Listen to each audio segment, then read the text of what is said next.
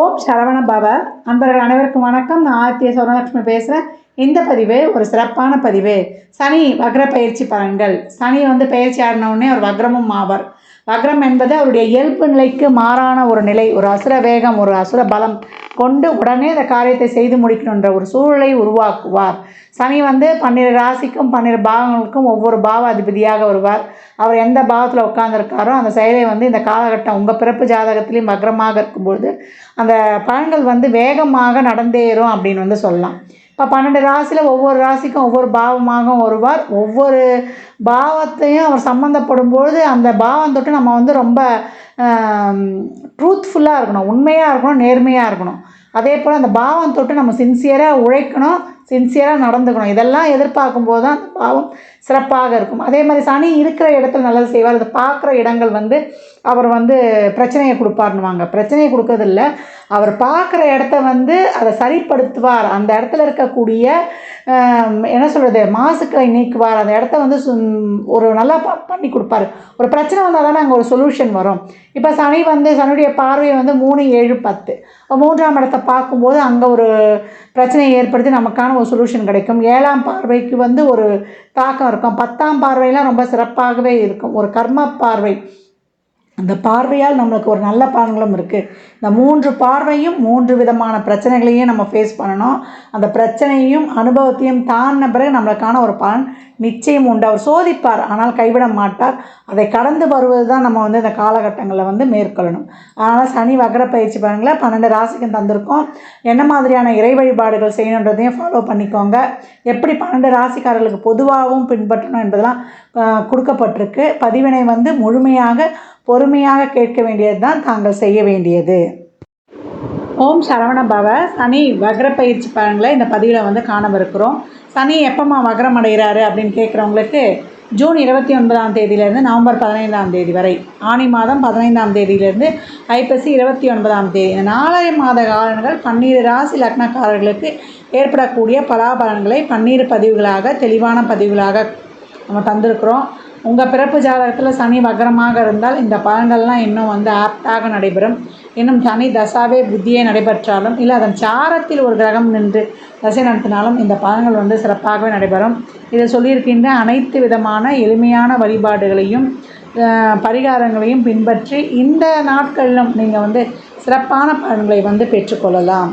மேஷ ராசி மேஷ லக்னத்திற்கான பலன்களை காணவிருக்கிறோம். இந்த சனி வக்ர பயிற்சி எப்படிப்பட்ட சிறப்பான பலன்களை அளிக்கவிருக்கு அப்படின்னு பார்க்கும்பொழுது மேஷராசிக்கு நல்ல பலன்களே தான் அப்படின்னு சொல்லலாம். ஏன்னா 10, 11 அவர் பாதகாதிபதியும் கூட. லாபஸ்தானத்திலிருந்து இது வரைக்கும் எங்களுக்கு ஒரு நன்மைகள் நடைபெறவில்லை அப்படின்றவங்களுக்கு அருமையான பலன்கள் அப்படின்னு சொல்லலாம். 10ஆம் இடம் லாபஸ்தானம். இது வரைக்கும் ஒரு தொழில் சரியாக அமையல, தொழிலில் லாபம் இல்லை அப்படின்றவங்களுக்குலாம் நல்ல ஒரு தொழில் அமைப்பு, தொழிலில் நல்ல ஒரு முதலீடு செய்வதற்கு, புதிய தொழில் தொடங்குவதற்கு, அது மட்டும் இல்லாமல் இந்த காலகட்டம் தொழில் மாற்றங்களை எல்லாம் செய்து கொள்வதற்கு ஒரு சிறப்பான நேரம் அப்படின்னு சொல்லலாம். இந்த காலகட்டம் எங்களுக்கு படித்த படிப்புக்கேற்ற வேலை இல்லைன்றவங்களுக்கெல்லாம் ரொம்ப அருமையான வேலை, வெளிநாட்டு வேலை வாய்ப்பு இதெல்லாம் ரொம்ப அருமையாகவே கிடைக்கும். காலச்சக்கரத்தின் பாக்கியஸ்தானம்னு இதை சொல்லிட்டோம். இங்கே இருக்கக்கூடிய நட்சத்திரங்களையும் பார்த்துடுவோம். இங்கே இருக்கக்கூடிய நட்சத்திரங்கள் அஸ்வினி 4 பாதங்கள், நமக்கு பரணி 4 பாதங்கள், கார்த்திகை 1ஆம் பாதம். இந்த காலகட்டம் மேஷராசிக்கு நிறைய கோபம், நிறைய ஆக்ரோஷம், நிறைய பிடிவாதம் இதெல்லாம் இருக்கும். ஏன்னா இந்த காலகட்டம் செவ்வாயை வேறு பார்த்து கொண்டிருந்தார் அவர். அப்போ லக்னத்தையும் அவர் பார்க்குறாரு, அது செவ்வாய் வீடு. அப்போ இந்த வக்ரம் ஆகக்கூடிய காலகட்டங்கள்லாம் செவ்வாய் ஆட்சியாக வேறு இருந்திருப்பார். அப்போ அந்த ஒரு கோபம், மூர்க்கத்தனம் இதெல்லாம் இந்த காலகட்டம் கொஞ்சம் தணிந்து, கொஞ்சம் நம்மளும் கொஞ்சம் ஃப்ளெக்சிபிளாக இருக்கணும், மற்றவர்கள் சொல்கிறதையும் ஏற்றுக்கொள்ளணும். ஏன்னா ரொம்ப கோபம் வந்துடும். ஏன்னா இது செவ்வாயின் வீடு என்பதனால வேகமும் அதற்கிட்ட கோபமும் அதிகமாக இருக்கும், பிடிவாதத்தன்மையும் இருக்கும். அதையெல்லாம் கொஞ்சம் மாற்றிக்கொள்வார்கள். ஏன்னா அதனால் அவங்க நிறைய இழந்திருப்பாங்க. இந்த காலகட்டம் மேஷராசி அன்பர்களுக்கு ஒரு வெளியூர் பிரயாணங்கள் அதிகரிக்கும். பிரயாணங்களால் ஒரு லாபம், வெளிநாட்டு வேலைவாய்ப்புலாம் இது வரைக்கும் கிடைக்கல, பாஸ்போர்ட் விசாவில் இருக்கக்கூடிய சிக்கல்கள்லாம் நீங்கள் இந்த காலகட்டம் கைக்கு கிடைக்கப்படுவது, அங்கே உங்களுடைய தொழில் ரொம்ப சிறப்பாக அமைவதெல்லாம் ரொம்ப அருமையாகவே இருக்குன்னு சொல்லலாம். நல்ல தன வருவாய் இருக்கும். இந்த காலகட்டம் நல்ல ஒரு மணி ஃப்ளோ இருக்கும். அந்த தனத்தால் உங்களுடைய கடன்கள் முதல்ல தீரும். நோய் இருந்தால் நல்லா அதற்கான ஒரு நல்ல தீர்வு கிடைக்கும். அதே போல் எதிரிகள், அது நேரடியான எதிரியா மறைமுகமான எதிரியா, இந்த எதிரிகள் எல்லாம் நீங்கள் வந்து இனம் கண்டு கொண்டு அவங்களெல்லாம் வந்து நீங்கள் கடந்து வந்துடுவீங்க. இல்லை உங்களை எதிரி யாருன்னு நினச்சா அவங்க இருக்க மாட்டாங்க, அவங்க அந்த இடத்த விட்டு போயிடுவாங்க. இதெல்லாம் ரொம்ப அருமையாகவே இருக்கும். காம்படிட்டிவ் எக்ஸாம்லேருந்து ஒரு அரசு துறை தேர்வுகள்லாம் எழுதுகிறவங்களுக்கெல்லாம் அதில் ஒரு நல்ல வெற்றி கிடைப்பது, இதெல்லாம் ரொம்ப சிறப்பாகவே இருக்கும் அப்படின்னு வந்து சொல்லலாம். இந்த காலம் நிறைய அசிங்கப்பட்டோம், அவமானப்பட்டோமா, பழி பாவத்துக்கு ஆளானோம். நாங்கள் வந்து நிறைய வந்து ஒரு ஆரோக்கிய குறைபாடால் கூட நாங்கள் கஷ்டப்பட்டோம். அதே போல் நாங்கள் நிறைய ஒரு வழக்கு சார்ந்த விஷயங்கள், அதே போல் நிறைய வந்து ஒரு வம்பு வழக்கு சார்ந்த பிரச்சனைகள், இதெல்லாம் எங்களுக்கு ரொம்ப மனதிற்கு வேதனையாக இருக்குது. பூர்வீக சொத்தில் ஒரு பிரச்சனை, எங்களுக்கு பங்காளிகளோட பிரச்சனை அப்படின்ற இந்த வழக்கு வம்புகள்லாம் இந்த காலகட்டம் தீரும் அப்படின்னு வந்து சொல்லலாம்.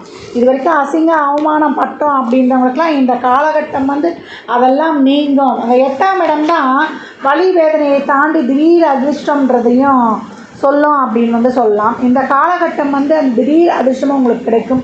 மறைமுகமான விஷயங்கள்லாம் உங்களுக்கு வந்து தெரிய வரும். உங்களுக்கு எதெல்லாம் வந்து உங்களுக்கு தெரியாமல் இருந்ததோ அதெல்லாம் வந்து இந்த காலகட்டம் தெரிய வரும் அப்படின்னு வந்து சொல்லலாம். உங்கள் கைக்கு வராத பணம்லாம் இந்த காலகட்டம் வந்து சேரும். நிலுவையில் இருக்கக்கூடிய பணங்கள், இந்த பணம்லாம் வருமா அப்படின்னு வந்து நீங்கள் யோசனை பண்ணவங்களுக்குலாம் இந்த காலகட்டம் இந்த பணம்லாம் வரும். அதே போல் பூர்வீக சொத்து இந்த பிரச்சனை நான் எப்படி சொன்னால் பங்காளி பிரச்சனைலாம் கூடி பேசி தீர்த்துருவீங்க. அதே போல் ஒரு நிலபுலன் வாங்கிறது, விற்கிறது, ஒரு நல்ல வண்டி, ஒரு பிராண்டட் கார் இதெல்லாம் வாங்குவது, ஒரு நிரந்தர சொத்து அமைவது, இதெல்லாம் இருக்கும். பண்ணை வீட்டிலேருந்து விவசாயிகளுக்குலாம் இந்த காலகட்டம் நல்ல ஒரு மகசூல் இல்லாதவங்களுக்குலாம் ஒரு கணிசமான மகசூல்லாம் கிடைப்பது, பண்ணை சொத்துக்கள் வாங்குவதெல்லாம் தாராளமாகவே இருக்கும். இப்போ குழந்தை பாக்கியம் இல்லை, குழந்தைகளால் எங்களுக்கு ஒரு மன வருத்தம் இருந்தது, குழந்தைக்கான மருத்துவம் எங்களுக்கு கை கொடுக்கலன்றவங்களுக்குலாம் இந்த காலகட்டம் ரொம்ப அருமையாகவே இருக்கும். தொழிலில் முதல்ல ஒரு பதவி உயர்வு கிடைக்கும். இது வரைக்கும் ஒரு தொழிலுக்காக ப்ரமோஷனுக்காக நாங்கள் ரொம்ப கஷ்டப்பட்டு கொண்டிருக்கிறோமா அப்படின்றதுலாம் இந்த காலகட்டம் தொழிலில் ஒரு நல்ல முன்னேற்றம், ப்ரமோஷன் வந்து கிடைக்கும் அப்படின்னு வந்து சொல்லலாம். வியாபாரத்தில் மிகப்பெரிய அசுர வளர்ச்சியை காணுவீங்க. டாப் ஆஃப் த டவுன் அப்படின்னு சொல்லலாம் அவங்கள. அந்தளவுக்கு ஒரு சிறப்பான முன்னேற்றத்தை காணக்கூடியது. அதே போல் குடும்பத்தில் ஒரு உறுப்பினர் வருகை, அதனால் குழந்தை பாக்கியம் நிச்சயம் ஒன்று சொல்லிட்டு ஒரு சிலருக்கு திருமணம்லாம் நடைபெறும். 8ஆம் இடம் 7ஆம் இடத்துக்கு வரவு ஸ்தானம். இந்த காலகட்டம் தடைப்பட்ட திருமணங்கள்லாம் ஏதாவது ஒரு காரணம் இருந்து ஒரு பெரிய பிரச்சனையாக இருந்தால் அதெல்லாம் தீர்ந்துடும். கணவன் மனைவிக்கிடையே கருத்து வேறுபாடுகள் இருந்தால் அதெல்லாம் நீங்கிடும்.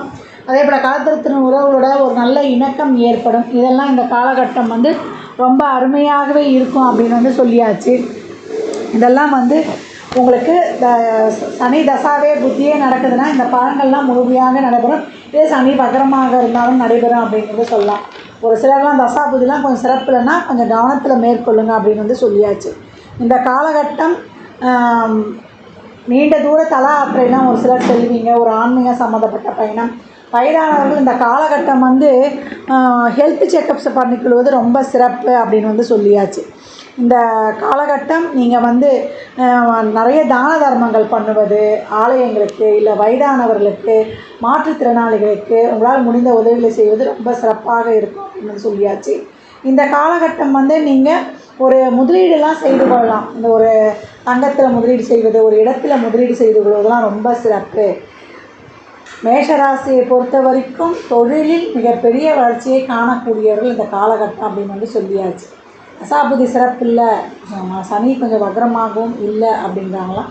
கொஞ்சம் கவனத்தை கையாளுங்க. சனி ஒரு 6 இருந்தாலும் கொஞ்சம் அலைச்சல் திளைச்சல் ஜாஸ்தியாக இருக்கும். நேரத்துக்கு சாப்பிட முடியாது. ஒரு 8, 12 இருக்காருன்னா அதிகப்படியான கவனம் தேவை. மற்றபடி இது வரைக்கும் எங்களுக்கு சிறப்பான பலன்கள் நடக்கலை, எங்களுக்கு சனியும் வக்ரமாக இருக்காருன்னா உடனடியாக அந்த சனி வந்து வேகமாக இது வரைக்கும் நீங்கள் வந்து இது பண்ணலாமா வேணாவா யோசனை பண்ணவங்களுக்கு கூட அதை வந்து விரைந்து செய்ய முடிக்கக்கூடிய ஒரு ப்ரெஷரை கொடுத்து வேகமாக செய்யக்கூடிய ஒரு சூழலை உருவாக்கும் அப்படின்னு வந்து சொல்லலாம். இந்த பலன்கள்லாம் கோள்களின் கோச்சாரங்களை வைத்து சொல்லப்பட்டிருக்கு. உங்கள் சுய ஜாதகத்தில் இப்போ என்ன தசாபுதி நடக்குது, அது எதற்காக உங்களுக்கு ஊக்கப்படுத்துது, அது திருமணம், குழந்தை பாக்கியத்துக்கா, இல்லை பொருளாதார முன்னேற்றத்துக்கா, இல்லை ஒரு வழக்கில் நமக்கு வெற்றி கிடைக்குமா, இல்லை ஒரு பூமி சம்மந்தப்பட்ட வழக்கு, இல்லை ஒரு தொழில் சார்ந்த வழக்கு, இல்லை உங்கள் மேலேயே ஒரு தேவையில்லாத ஒரு மான நஷ்ட வழக்குன்னு எந்த வழக்காக இருந்தாலும் வெற்றி கிடைச்சிரும். அதே போல் உங்களுக்கு ஒரு தொழில் கிடைச்சிரும். நீங்கள் வந்து நம்ம தன்னம்பிக்கை தைரியமும் அதிகமாகும் அந்த காலத்தில் நம்ம உழைக்கிறதுக்கு. ஒரு நல்ல தொழிலில் நல்ல ப்ரமோஷன் கிடைக்கிறது. தாய் வழி உறவுடன் இருந்த அந்த பிணக்குகள்லாம் தீரும். தாயோட ஒரு இணக்கம் ஏற்படும். நல்ல வண்டி வாகன வசதி, இது எல்லாமே இந்த நல்ல பலன்களாமே இருக்குது. சனி உங்களுக்கு எப்படி அமைஞ்சிருக்காரு அந்த அமைப்பை கொண்டும் உங்களுக்கு என்ன தசாபதி இருக்குது அதை கொண்டும் இந்த பலன்களில் வந்து வேரியேஷன் காணப்படும். இந்த காலகட்டம் வந்து நான் உங்களுக்கு சொன்ன மாதிரியே கோளறு பதிகம் படிங்க. அதே போல் சனீஸ்வர பகவானின் புகழ்பெற்ற தலங்களுக்கு செல்லுங்க. இந்த காலகட்டம் வந்து நீங்கள் சுவாமி மலை சென்று வழிபடுவது ரொம்ப சிறப்பான பலன்களை தரும் அப்படின்னு வந்து சொல்லலாம். சிவ வழிபாடு அதிகம் செய்யணும். சிவ வழிபாடு செஞ்சீங்கன்னா உங்களுக்கு இந்த வக்ரசனி கூட உங்களுக்கு அதிகப்படியான லாபத்தை கொடுக்கும். ஏன்னா அவங்க 10-11 கேந்திரத்துக்குரியவர். அதனால் உங்களுக்கு நன்மைகளை செய்யவே பாக்கியதப்பட்டிருக்கார். இது வரைக்கும் நன்மையே நடக்கல, என்னமா சனி வக்ரமாச்சு, நீங்கள் குரு 2 வந்தார், எனக்கு பணமே கிடைக்கல அப்படின்றவங்க இப்போ வரக்கூடிய அந்த 4 மாதங்கள் உங்களுக்கு ஒரு வரம் தரும் காலம். விரைந்து செயலாற்றி சிறப்பான பலன்களை பெற்றுக்கொள்ளுங்கள். மேஷ ராசி லக்னக்கார அன்பர்கள் வாழ்நாள் முழுவதும் சிறப்பான பலனை அடைவதற்கு என் மனமார்ந்த வாழ்த்துக்களை தெரிவித்துக் கொள்கிறேன். சனி வக்ர பயிற்சி பலன்களை 12 ராசிக்காரர்களும் எப்படி வந்து இதை பின்பற்றணும் அப்படின்னு கேட்டிங்கன்னா, இப்போ உங்களுக்கு சனி தசா நடக்குது, சனி புத்தியே நடக்கும்போது இந்த பலன்கள் வந்து பெரும்பாலும் நடைபெறும். சனி வக்ரமாக இருக்குது அப்படிங்கும்போது உங்கள் லக்னங்களுக்கு இந்த சனி எந்த பாவம் தொட்டு வருகிறாரோ அந்த பாவத்திற்கான பலன்கள் முழுமையாக நடைபெறும். இது வரைக்கும் நடக்காத நல்ல பலன்கள் மிக சிறப்பாக நடைபெறும் அப்படின்னு வந்து சொல்லலாம். இப்போ சனி வக்ரமாக இல்லை, சனி வந்து ஒரு அசுப இடங்களில் இருக்கார், ஒரு 12-8 இடங்கள்லாம் சம்மந்தப்பட்டாருன்றவங்க கொஞ்சம் அதிகப்படியாக ஒரு கவனமாகவும் விழிப்புணர்வுனும் அந்த பாவம் தொட்ட செயல்களையும் அந்த காரக உறவுகளுடைய உடல் ஆரோக்கியத்திலையும் கொஞ்சம் கவனமாக இருப்பது ரொம்ப சிறப்பு. இப்போ சனிக்கு பிரீத்தி பண்ணணும், சனி பகவானை வந்து நம்ம சந்தோஷப்படுத்தணும்னா ஒன்றுமே கிடையாது. பெரியவங்கள முதல்ல மதிக்கணும், வீட்டில் இருக்க தாய் தந்தையரை மதிக்கணும். தாயெல்லாம் வந்து பேசவே கூடாது. சனி சிறப்பாக இருக்குது, சனி கொடுக்குற மாதிரி இருக்குதுன்னா தாய் தந்தையரை பணிவாக இருக்கணும், அவங்கக்கிட்ட பிளெஸ்ஸிங்ஸ் வாங்கிக்கணும். சனிக்கு தாயை பேசினாலே பிடிக்காது. இப்போலாம் நிறைய பேர் எடுத்து போய் முதியோர் இல்லத்தில் விட்டுறோம் இல்லையா? வயதானவர்கள் தாயாக இருந்தாலும் சரி, தந்தையாக இருந்தாலும் சரி எடுத்து போய் விட்டுறோம். அந்த மாதிரி செய்யவே கூடாது. ஒருத்தருக்கு நிலையான செல்வம் இருக்கணும், வற்றாத செல்வம் இருக்கணும், செல்வ வளமே இருக்கணும். அந்த காலத்துலலாம் பாருங்கள், தாத்தா பாட்டி குடுகுடு பாட்டிலாம் வீட்டில் இருக்கும். எங்கள் தாத்தா 100 வயசு இருந்தார், என் பாட்டி இருந்தாங்க 95 வயசு வரைக்கும் இருந்தாங்க அப்படின்னு சொல்லுவோம் இல்லையா? அவங்க வீட்டிலலாம் நல்ல ஒரு ஜமீன் மாதிரி அந்த நிலப்புலன்லேருந்து விவசாயத்துலேருந்து நல்லா செழிப்பாக இருந்திருக்கும். சனி தான் வந்து நிரந்தர வருமானத்தை கொடுக்கக்கூடியவர். மூத்த பழைய அப்படின்னு சொன்னாலே சனீஸ்வர பகவான் தான். இப்போ எவ்வளோக்கு எவ்வளோ பெரியவங்களை வந்து நம்ம மனது கோணாமல் நம்ம பார்த்துக்குறோமோ அவ்வளவும் அவர் மகிழ்ச்சி அடைவார். அதே போல் ஒரு வாசகமே இருக்குது, பழுத்த ஓலையை பார்த்து குருத்தோலை சிரிச்சிச்சு அப்படின்ட்டு.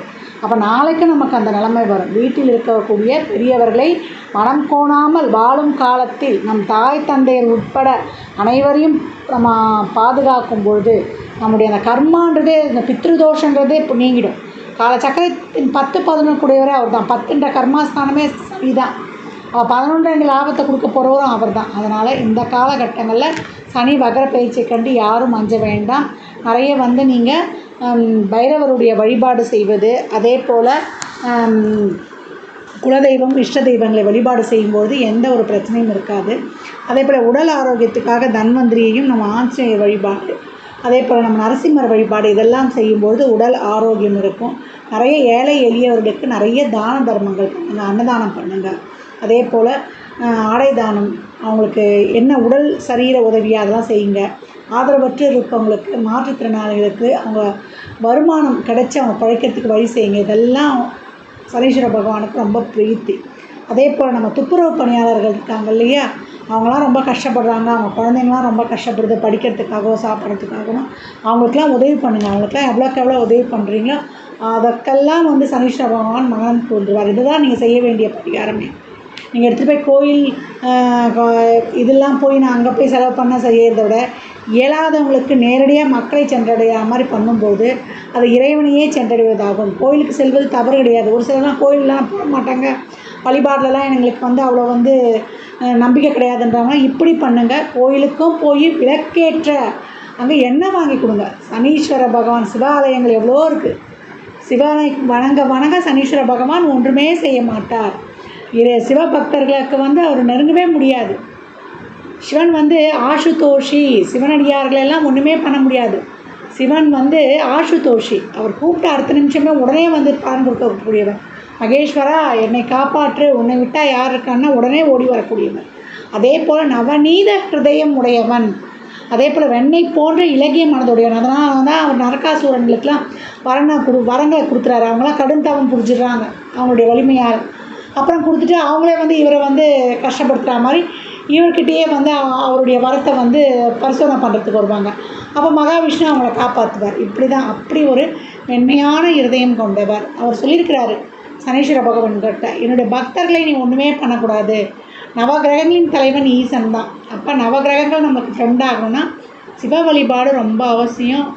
வருஷத்தில் 365 நாளும் × 7 நம்ம திருவண்ணாமலையில் கிரிவலம் செய்யலாம். ரொம்ப சிறப்பான பலன்களை அடையலாம். பௌர்ணமிக்கு தான் போகணுன்னு கிடையாது. உங்கள் பிறந்த நட்சத்திரம், உங்கள் பிறந்த கிழமை, வாரத்தில் 7 நாட்கள் போகும்போதும் ஒவ்வொரு நாளுக்கும் ஒவ்வொரு பலன். செவ்வாய்க்கிழமையில் போனீங்கன்னா உங்களுடைய பிறவி கடனே தீர்ந்துடும். இந்த ஜென்மத்தில் மட்டும் இல்லை, 7 ஜென்மம் நீங்கள் எடுத்த பிறவி கடன் தீரும்.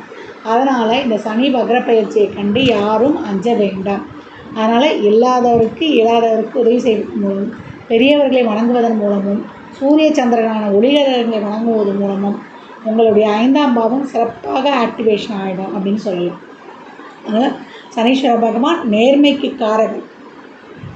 அப்போ நேர்மையாக நீங்கள் செயல்படும்போது, உங்கள் கடமைகளை நிறைவேற்றும் போது, 7 சனி ஒருத்தருக்கு வந்துட்டாலே நம்மளுடைய குடும்பத்துக்கு தேவையான கடமையும், நம்ம கணவன் மனைவிக்கு தேவையான கடமைகளையும், தாய் தந்தைக்குரிய கடமையும் எவன் ஒருத்தன் செய்கிறான்னா அவரை ஒன்றுமே பண்ண மாட்டான். அப்புறம் இதுக்கு மேலே அவங்களுக்கு என்ன வேணும்? அதனால் அனைத்து ராசினரும் இந்த பொதுவான சனிக்கான பிரீத்தியை பின்பற்றி உங்கள் வாழ்க்கையை வளமாக்கி கொள்ளலாம். வயதில் மூத்தவங்க தான், சனினாலே வயதில் மூத்தவர்கள் தான். இந்த காலகட்டம் செவ்வாயும் தொடர்பு வச்சுக்கணும். அதனால் வயதில் அவங்களோட பெரியவங்களுக்கு செப்பல் வாங்கி கொடுக்குறது, ஒரு பெட்ஷீட்டு, அவங்களுக்கு ஒரு கொடை, எல்லாம் என்ன வேணுமோ வாங்கி தரலாம். இந்த காலகட்டம் காக்கைக்கு ஒரு பிடி அன்னம், தயிர் கலந்து சாதம் வைக்கலாம். அதை தாண்டி ஒரு சொட்டு நெய் ஊற்றி அதை பிசைஞ்சு வைக்கும்பொழுது அதுதான் அதுக்கு ஔஷதமே. காகத்துக்கும் வாயில்லா ஜீவராசிகளுக்கு நம்ம தண்ணி உணவுலாம் வைக்கும்பொழுதும் அதுவும் ஒரு பரிகாரமாகவே அமையும்.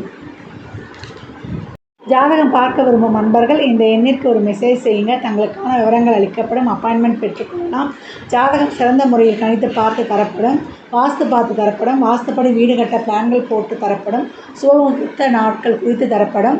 எண்ணியல் பார்த்து தரப்படும். எண்ணியல் படி பிறந்த குழந்தைகளுக்கு பெயர் வைத்துக் கொள்ளலாம். உங்கள் தொழிற்சாலை நிறுவனங்களுக்கும் பெயர் வைத்து தொழிலை வளமாக்கி கொள்ளலாம்.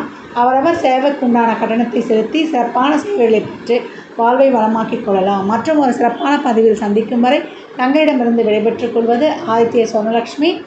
மிக்க நன்றிகள். வாழ்க வளமுடன். நற்பவி நற்செழி. இறையருளால் அனைத்தும் நிறைவாகட்டும்.